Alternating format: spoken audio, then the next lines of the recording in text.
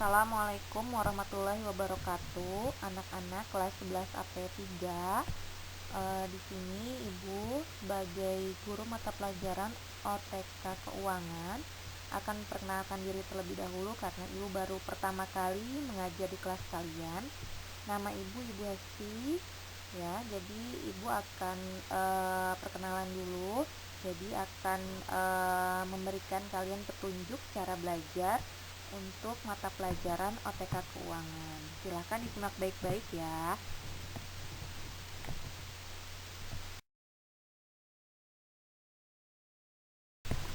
Jadi kalian perlu perhatikan baik-baik di sini. Untuk yang pertama, ketertiban. Jadi semua siswa sebelum melakukan PJJ, silakan mengisi daftar hadir yang telah Ibu sediakan nanti di Google Form ya. Jadi semua siswa wajib mengisi daftar hadir.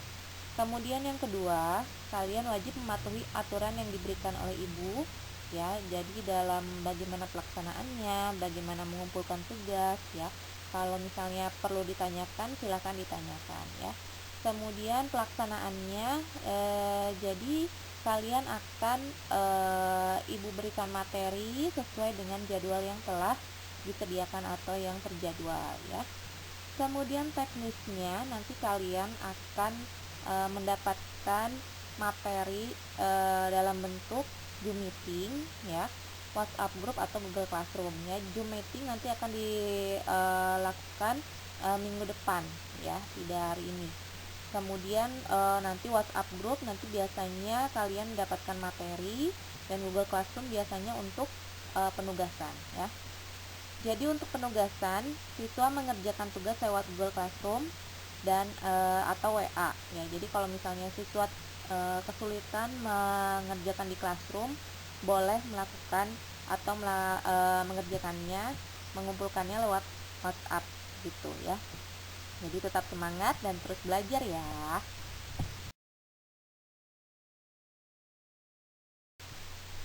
Oke, untuk minggu ini jadi kompetensi dasarnya adalah yang pertama 3.1 memahami ruang lingkup administrasi keuangan.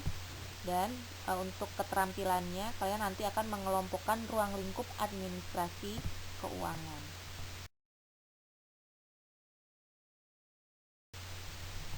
Oke, langsung saja ya kita ke materi, yaitu tentang administrasi keuangan. Kalian pernah dengar kata administrasi atau manajemen ya? Jadi kalau untuk memanage atau misalnya supaya sesuatu itu bisa tertata dengan baik, bisa dikelola dengan baik, itu namanya perlu kita mengaturnya secara baik ya. Jadi di sini keuangan juga perlu yang dinamakan administrasi ya. Contohnya di kelas juga kan ada yang namanya administrasi kelas, ada administrasi sekolah. Artinya harus dikelola dengan baik. Makanya di sini apa itu administrasi keuangan? Jadi suatu upaya pengelolaan yang mencakup semua aktivitas yang berhubungan dengan keuangan guna mencapai tujuan suatu perusahaan atau organisasi. Ada kata pengelolaan. Jadi di sini keuangan harus dikelola dengan baik supaya mencapai tujuan suatu organisasi atau perusahaan.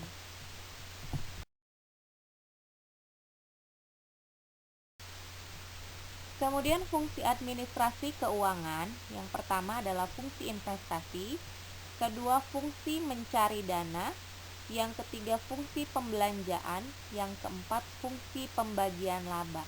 Nah, bagaimana penjelasan dari keempat fungsi tersebut? Nah, ini akan menjadi tugas kalian selanjutnya ya.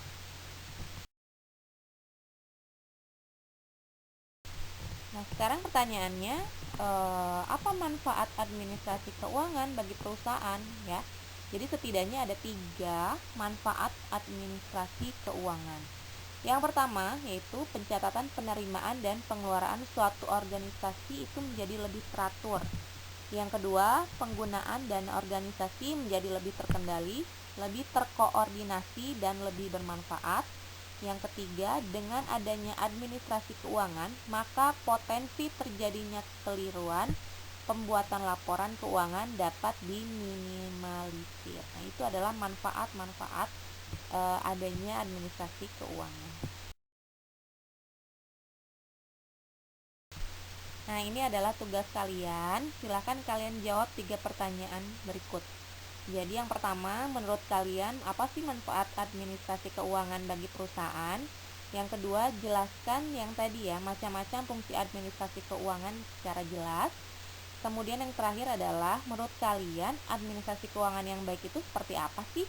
Ya, silakan kalian kerjakan jawabannya di buku tugas kalian masing-masing. Kemudian nanti hasilnya difotokan dan kirim ke Google Classroom. Ibu tunggu hari ini ya.